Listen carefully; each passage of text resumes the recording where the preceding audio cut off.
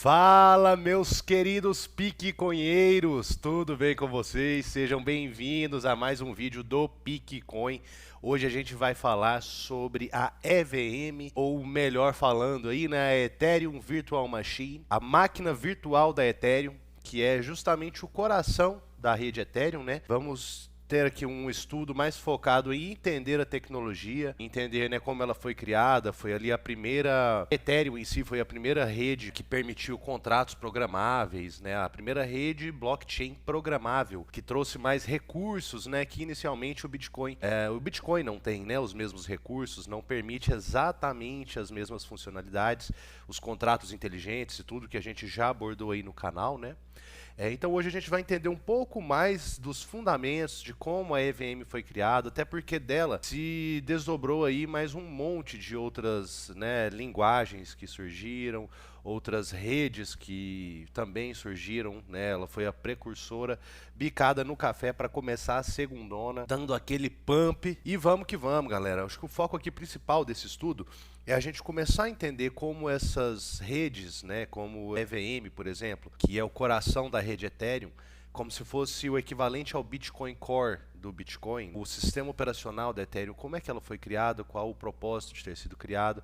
E a gente compreendendo isso, outras redes que a gente for estudar e tudo mais, a gente vai ter já uma base boa, vai entender muito bem o funcionamento, porque elas se desdobraram dessa primeira, né? E ainda a Ethereum é a mais utilizada. Eu tenho minhas críticas, assim como o mercado todo tem as críticas, tanto a Fundação Ethereum, que é a fundação que gere, né, a rede Ethereum, quanto a tecnologia em si, mas ao mesmo tempo também uma tecnologia incrível, revolucionária e que trouxe muitos desdobramentos, trouxe o mercado DeFi, né, que a gente conhece, o mercado de finanças descentralizadas, trouxe aí vários recursos que eu uso no dia a dia e que milhares, milhões de pessoas também usam e que têm sido cada vez mais adotadas, e o próprio Piquicoin, né, é justamente um meio de educação para trazer. Olha a moto passando aí, galera, não reparem em barulho aí não, viu?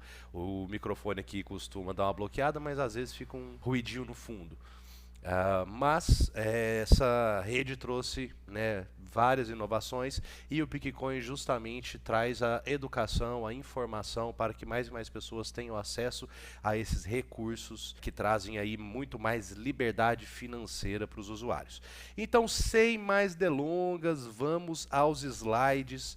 Hoje a gente vai falar sobre EVM, ou traduzindo Ethereum Virtual Machine, que nada mais é do que o sistema operacional da rede Ethereum. É o sistema operacional que roda em todos os nodes, ou seja, em todos os computadores da rede, e ele executa os contratos inteligentes. Então ele é responsável pela execução de todos os contratos inteligentes. A gente vai entender isso hoje. Também vamos falar do que se trata bytecode e gas. Vocês vão entender o conceito de gas. Bytecode é o código já pronto para ser rodado, já compilado em linguagem de máquina, enquanto gas é a taxa utilizada em todas as transações. Gas, como vocês preferirem falar. Vamos falar também sobre os desafios da EVM, questões de custo, escalabilidade. Vamos ver como é que a versão 2 do Ethereum, o Ethereum 2.0, que foi lançado há alguns anos atrás, que foi uma mudança na rede, como que ele buscou resolver alguns custos, alguns problemas relacionados a custo e escalabilidade, e também fazer uma crítica sobre, né, como eles fizeram isso, porque ao mesmo tempo que trouxe um ganho, também trouxe um problema sério na rede, que é um ponto muito crítico, que várias pessoas criticam, né, e tudo mais. E também vamos fazer uma demonstração prática bem simples mesmo, até porque isso aqui envolve programação, de como implantar um contrato e como rodá-lo. Fechou? Então, mais uma bicada no café, vem comigo para a gente entender mais sobre esse conteúdo.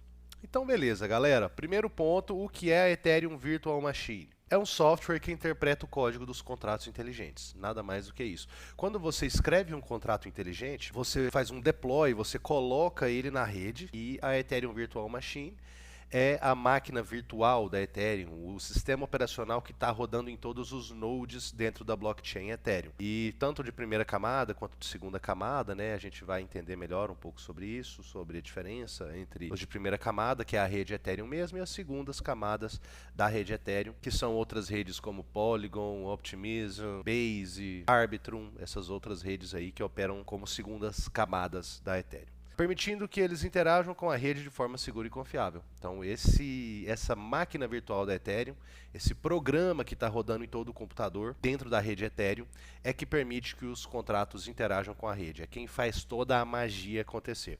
Ela é fundamental para a operação da blockchain, pois é responsável por processar todas as transações. Então, todo contrato inteligente que você coloca na rede Ethereum vai ser a EVM, vai ser a Ethereum Virtual Machine que vai executar. Para que ele serve? Para que serve esse sistema operacional? Para executar os contratos inteligentes de forma imutável, que é o princípio básico da blockchain. Uma vez gravado, esse registro não pode ser alterado. E para garantir que todas as transações sejam validadas igualmente por todos os nós da rede.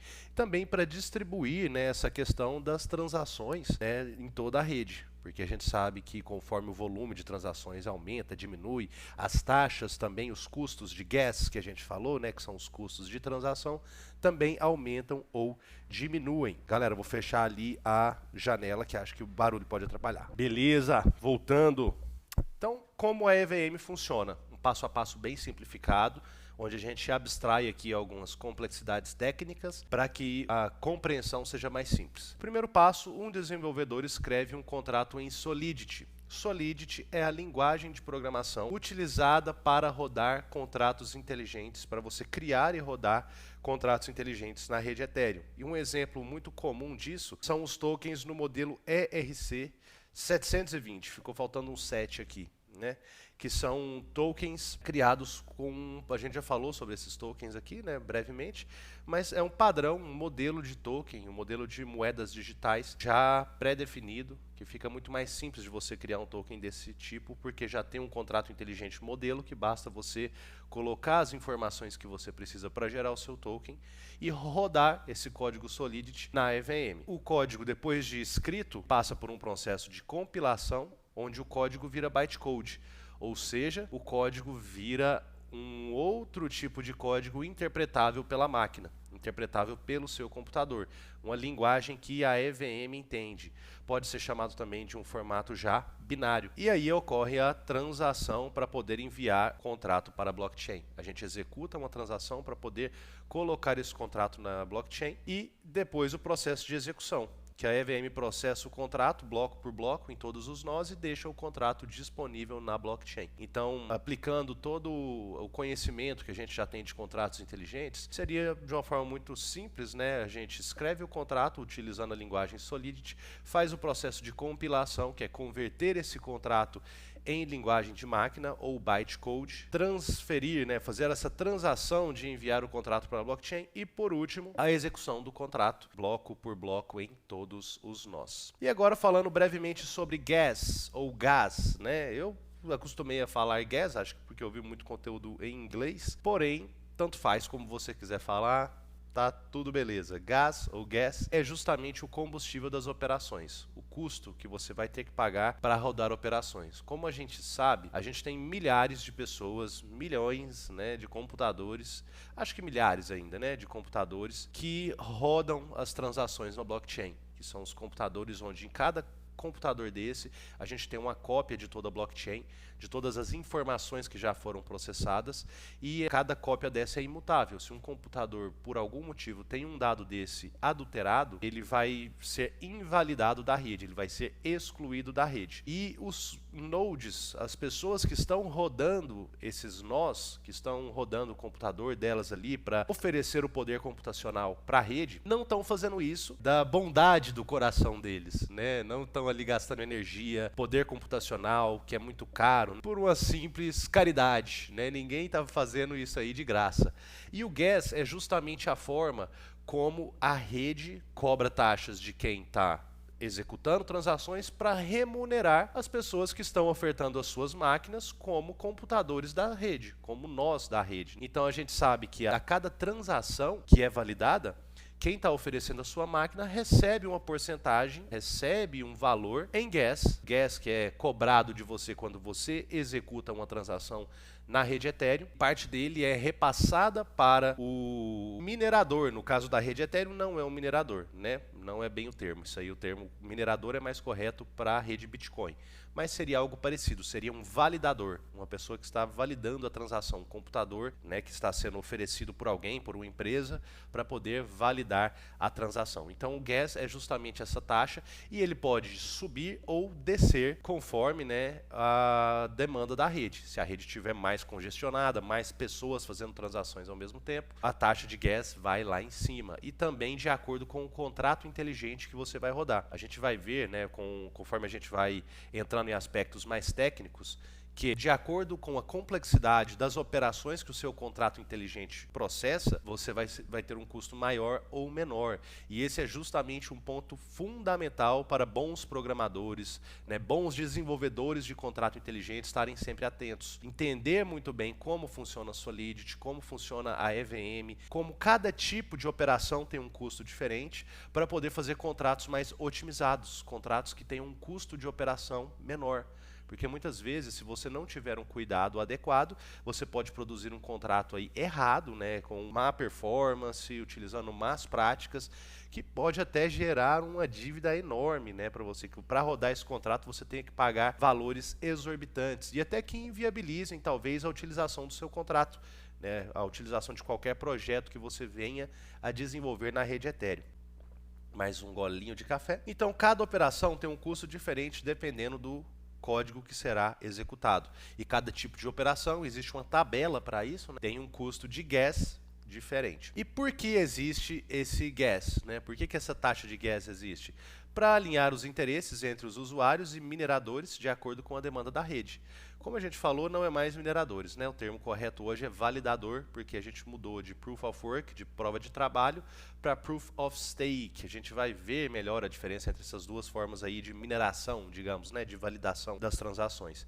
Mas essa taxa de gas existe justamente para alinhar os interesses, né? Conforme eu tenho uma demanda maior da rede, essa taxa sobe e faz com que aumente, por exemplo, que se aumente a demanda de computadores, né, que mais gente se proponha, por estar pagando mais, a disponibilizar mais maquinário para as transações, fazer esse alinhamento aí entre oferta e demanda, né, mais gente usando a rede, mais necessidade de poder computacional, maior a taxa de gas também que vai ser cobrada para retribuir as pessoas que estão ofertando as suas máquinas para que a rede as utilize como forma de validação, né, de processamento das transações. E existe uma unidade padrão de medir o gas, que é o Wei. O Wei, galera, né, a gente pega aqui, na verdade é medido em Gwei, mas eu vou falar do Wei para que vocês entendam melhor o que é essa unidade de medida. Vamos mostrar aqui para vocês o que é o Wei. Wei Rede Ethereum. É justamente a unidade mínima do Ethereum. O Ethereum, quando ele foi criado em 18 casas decimais. Né? Então, assim, você divide um Ethereum em até 18 casas decimais. A menor unidade do Ether, que seria o 0.00018 vezes 1, seria o Wei. E o Gwei seria uma unidade maior do Wei. O Gwei é uma unidade de medida utilizada para expressar o custo de transações e taxas, que são denominadas em Gwei, uma fração de Ether. Né, que equivale a 0.000000001. Então, o Gwei é justamente essa medida. O Wei é a unidade mínima, né, e o Gwei é justamente 1 bilhão de Wei. Né? Então, essa é a unidade de medida padrão para se calcular o gas, Gwei, que é justamente 1 bilhão de Wei, sendo que Wei é a unidade mínima dentro de um token Ethereum. E para a gente ver ali o custo de gas na rede, a gente vê que esse valor pode variar, como a gente já disse, e a gente tem uma ferramenta, temos várias na verdade, mas eu gosto do Etherscan Gas Tracker, que é justamente esse link aqui, onde a gente consegue acompanhar o custo atual na rede de processamento em Gwei. E aqui a gente tem as diferentes prioridades. Na prioridade baixa de transação, que a sua transação vai demorar mais, o custo em Gwei atualmente é 6.436 Gwei. O custo de prioridade média, 6.722. E o custo de prioridade alta, quanto maior a prioridade, eu quero que minha transação seja processada mais rápido. Aqui está o custo médio em Gwei, custo de gas, custo de gas atual. E aqui é uma ferramenta para a gente conseguir acompanhar esses custos. Agora, galera, para fechar, vamos falar aí dos desafios da EVM. Desafios da Ethereum Virtual Machine. O primeiro ponto é que os custos de gas são muito elevados. E aí surgiram outras redes que buscaram trazer transações mais baratas. Por exemplo, a rede Solana, que é bem mais barata do que a rede Ethereum, né? A rede Ethereum main, né? A rede principal Ethereum. E também outras redes de segunda camada da Ethereum, né? Como a Polygon, Optimism, Arbitrum, que trazem praticamente a custo zero a utilização de transações. Então, as segundas camadas foram uma forma de resolver isso, já que na primeira camada da Ethereum, né, na rede principal Ethereum, a taxa de transação é bem alta. Até hoje é bem alta. Um outro problema grande é a questão da escalabilidade, ou seja, a gente tinha um volume de transações muito pequeno na versão 1.0 da Ethereum, na versão inicial, que era somente 15 transações por segundo. Então, assim, muito pouco. Não é impossível que com 15 transações por segundo a gente conseguisse ampliar o uso do Ethereum a nível global, por exemplo. E aí a solução, que foi uma solução também que recebeu várias críticas, porém foi uma forma de solucionar, foi a Ethereum 2.0, onde mudou-se do Proof of Work, que era a forma de validação, que é a mesma do Bitcoin, a prova de trabalho, para Proof of Stake, ou prova de participação, onde a gente conseguiu ali que aumentasse a capacidade para aproximadamente 100 mil transações por segundo. Porém, ainda há muitos problemas com o Proof of Stake, que a gente vai abordar num vídeo próximo, bem próximo, que a gente vai falar sobre a diferença de prova de trabalho para prova de participação, ou Proof of Work e Proof of Stake. Mas o ponto principal é que no Proof of Stake, quem tem mais recursos na rede, quem tem mais tokens, né, as baleias da rede acabam dominando mais o processo de validação. Esse é uma das principais críticas. E, por fim, um último ponto aí de problema é a questão do bytecode só funcionar na EVM. E aí foram surgindo redes EVM multicompatíveis, né? Por exemplo, o BNB Chain, Avalanche, que permitem uma migração mais fácil de uma rede para outra. Então, assim, existem desafios. O foco aqui não é a gente ficar babando o ovo de token, a gente sabe que não é esse o foco. O foco é entender a tecnologia para que a gente possa extrair o melhor disso, seja num nível de usuário ou até num nível de profissional, caso você decida se especializar como um programador, como uma pessoa que trabalha na área de DeFi, alguém que trabalha de fato com a tecnologia blockchain. E na prática, galera, fazendo aqui uma implementação de um contrato na EVM, nós vamos escrever um contrato bem simples em Solidity, que é essa linguagem de programação que eu já mencionei, que é utilizada para criar os contratos inteligentes. Esse contrato aqui é bem simples mesmo, não é um contrato que teria utilização real, é mais para vocês entenderem o conceito de forma mais objetiva. Vamos compilar isso para bytecode e depois vamos fazer um deploy de teste e utilizar o contrato. Para fazer isso, primeira coisa, vou colocar aqui no Remix. Remix é uma IDE, ou seja, é um ambiente de desenvolvimento que me permite, no meu próprio navegador, criar contratos inteligentes e testá-los. Então aqui eu já tinha colocado esse modelinho de teste. Eu vou fazer o seguinte, vou apagar ele, vou colocar isso aqui em uma outra aba aqui no canto, em outra tela. Belezinha. E vamos dar uma olhada aqui no Remix. Primeira coisa, quando a gente escreve um código Solidity, vou dar um zoom aqui para vocês. Não vou mostrar muito detalhadamente aqui a interface, porque não vem ao caso. Vale a pena... Fui mexer aqui, acabei... Aí. Não é o ponto agora, entender essa interface toda. Porém, aqui eu posso escrever o código e aqui eu tenho alguns arquivos, e tudo mais. Eu criei um arquivo aqui em formato SOL, que é o formato Solidity, que é justamente esse teste.sol. Isso aqui é para dar um gostinho para vocês de como funciona um contrato Solidity de forma bem simples. Então vamos lá, a gente começa colocando um comentário, cpdx-license-identifier. O que eu estou declarando aqui? Qual a licença desse contrato? Que tipo de licença esse contrato tem? Todo contrato Solidity precisa ter isso declarado.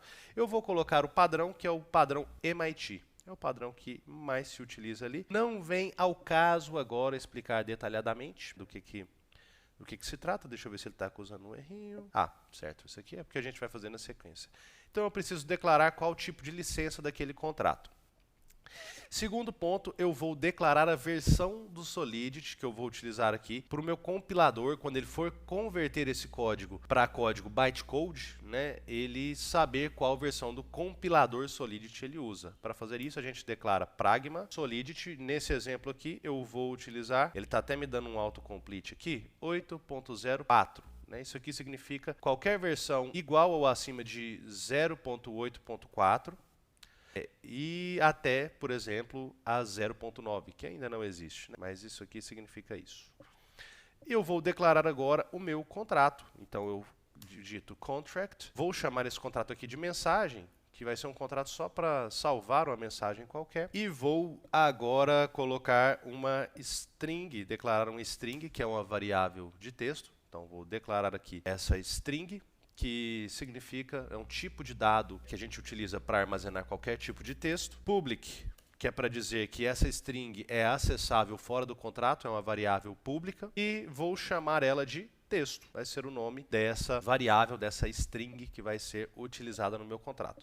E aí agora eu vou só declarar uma função, então declaro ela com o termo chave function. Vou chamar ela de set texto, para poder setar qual é o texto, para eu poder preencher essa variável com algum valor utilizando o contrato inteligente. E vou aqui ter um parâmetro que vai ser passado para essa variável. Esse parâmetro vai ser do tipo string também, vai ser um texto que eu vou receber no meu contrato inteligente. Eu vou declarar ele como memory. Para que eu estou dizendo memory? Para dizer que esse valor não precisa ser armazenado, ele não precisa ser persistido, né, no contrato. Ele vai ser utilizado temporariamente só para atualizar esse valor aqui. E vou chamar ele de novo texto, o nome desse parâmetro a ser passado, porque esse novo texto vai ser o que vai alimentar essa variável aqui. E eu estou colocando esse underline aqui justamente para indicar que é uma variável temporária mesmo. E essa função vai ser pública. Então aqui na frente eu coloco public, para dizer que essa função pode ser chamada de fora do contrato. Por fim, eu vou fazer o processo simples de setar, né, de dizer que texto vai ser igual novo texto.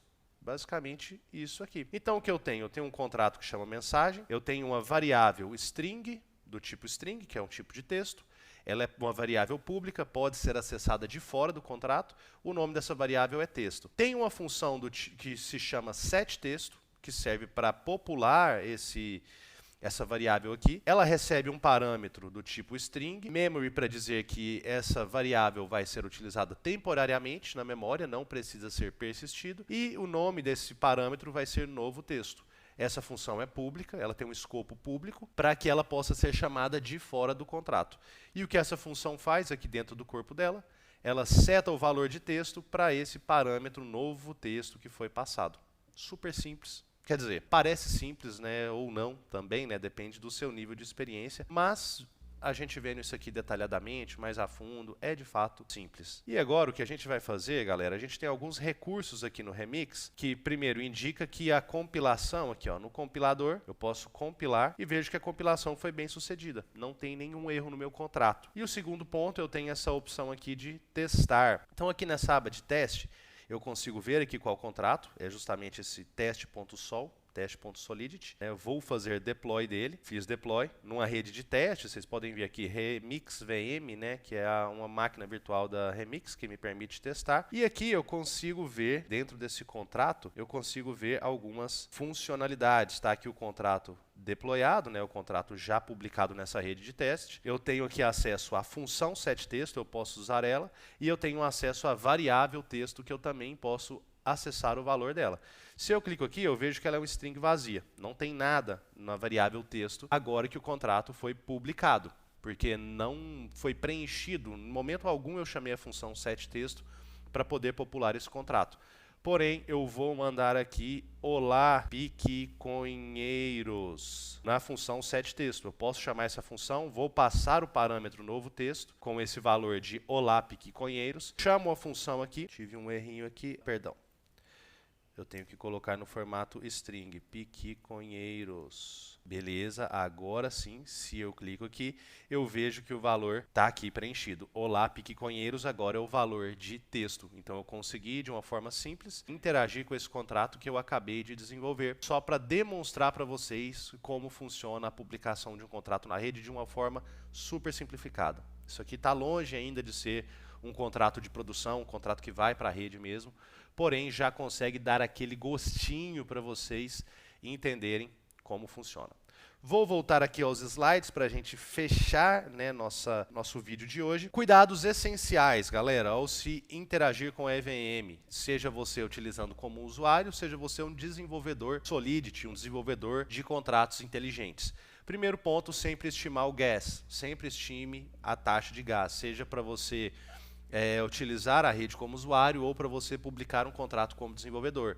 Utilize ferramentas para ver se o seu código está eficiente, quanto você vai utilizar, se é viável você publicar aquele contrato, porque muitas vezes pode inviabilizar todo um projeto se você não tiver o cuidado de otimizar o contrato para ter o melhor performance em termos de custo possível. Segundo ponto, testes em ambientes sandbox, ambientes de teste mesmo. Sempre utilizar redes de teste, como eu fiz agora e tem outras redes, né? Eu utilizei uma EVM, uma máquina virtual para testar, porém existem redes de teste que oferecem muito mais recursos, oferecem até, você pega tokens, valores, um Ethereum de teste para você poder fazer transações falsas ali, mas para validar o custo, validar o funcionamento do seu contrato, buscar falhas de segurança e tudo mais. E segundo ponto, auditar contratos.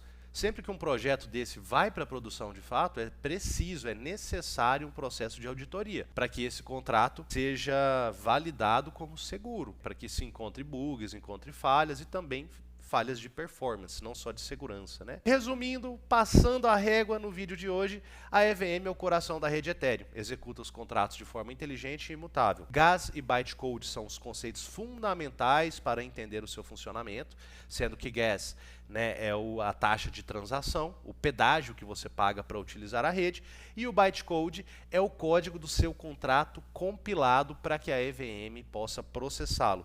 E os desafios como custo e escalabilidade ainda são presentes, foram sanados em parte ali pela rede Ethereum 2.0, porém a gente sabe que essa tecnologia ainda é muito nova, ainda precisa de muita maturação, precisa de bons profissionais, precisa de mais projetos para trazer concorrência ao mercado, trazer mais melhorias, né, tudo mais. E é para isso que nós estamos aqui, buscando formar pessoas mais conscientes do mundo blockchain, sejam profissionais, sejam usuários comuns. E no próximo vídeo a gente vai falar sobre Proof of Work versus Proof of Stake. E também estou preparando um vídeo para vocês fazendo um teste com a BeFi, que foi uma sugestão de um inscrito do canal, Valdeci, passou aqui a sugestão. Estou produzindo esse vídeo ainda hoje, mostrando para vocês mais sobre esse protocolo, como ele funciona, os ganhos que a gente pode ter na rede, para criar as pools de liquidez otimizadas que eles oferecem ali. Achei muito interessante também, estou preparando esse conteúdo hoje ainda para vocês, beleza?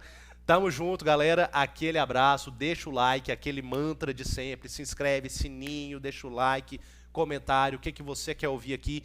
E muito obrigado pela sua participação novamente. Estamos só crescendo, os piquiconheiros cada vez mais fortes aí. Deixa sua sugestão de conteúdo, qualquer coisa ali é muito bem-vinda. Tamo junto!